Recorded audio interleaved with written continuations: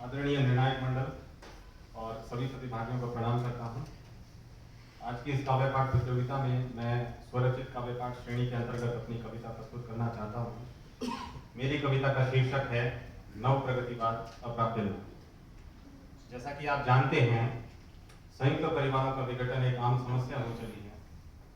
लगभग 20-25 वर्षों में एक परिवार आकार लेता है, स्थापित होता है, बच्चे बड़े होते हैं, एक लड़की का विवाह होता है, वो नए परिवार में प्रवेश कर जाती है। यदि उसके जीवन में कुछ बुरा होता है तो उसके भीतर जो भावनाएं आती हैं उन्हें तो साहित्यिक जगत में स्थान मिला है, किंतु यदि पुरुष के जीवन में कोई नकारात्मक बदलाव हुआ है तो उसके भीतर जो भावनाएं होती हैं उन्हें काव्यात्मकता प्रदान करने का प्रयास मैंने किया है। आशा है आपका साधुवाद मिलेगा। तो कविता शुरू करते हैं। था एक परिवार मेरा भी, एक पड़ोस भी, कुछ अपने थे कुछ अजनबी, पर पराया तो ना था कोई। फिर आया तूफान दबे पांव, गौर वर्ण नील नयन जुल्फों की छांव।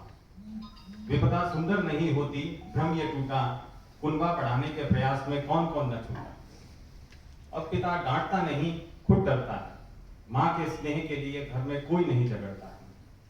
अब सालों पुराने संबंधों की समीक्षा हो रही है, मुबारक हो, यही नव प्रगतिवाद है, तरक्की हो रही है। इसमें स्त्री अपने किरदार को, नकारात्मक किरदार को न्यायोचित ठहराने के लिए तर्क देती है। वो कहती है, प्रकृति सिखलाती है, बिना झरे पात कहां खिलती कोपल कोई। वो पूछती है, क्या रामायण देखी नहीं कभी, न होगा कोई अपदस्थ तो कैसे होगा पदस्थ कोई। इस विचार का पुरुष उत्तर देता है, मैं हंसकर रोया उसकी नादान बुद्धि पर। क्योंकि इस मूर्खतापूर्ण विचार पर उसे पहले तो हंसी आती है, किंतु इस विचार का उसके परिवार पर क्या प्रभाव पड़ रहा है यह सोचकर वो रोता है।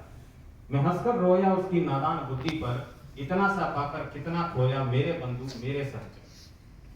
इतिहास देखकर न समझने वालों से अक्सर ये भूल हो जाती है, पाने वाले की अपेक्षा खोने वाले को धरा पूजनीय जानती है। जान लो तुम भी मुझे वैसे ही पाओगी, जैसे सिकंदर राजा पोरस को पाता है। जीत जाता है राज्य उसका, पर अभिमान कहां हरा पाता है। छलकर इंद्र अहिल्या को उसका शील कहां हर पाता है। तुम भी मुझे वैसे ही पा पाओगे। चरित्र मेरा बड़ा नहीं, इतिहास में अलिखित रह जाऊंगा। अपनी शर्तों पर जी न सका तो क्या, मर तो पाऊं। धन्यवाद।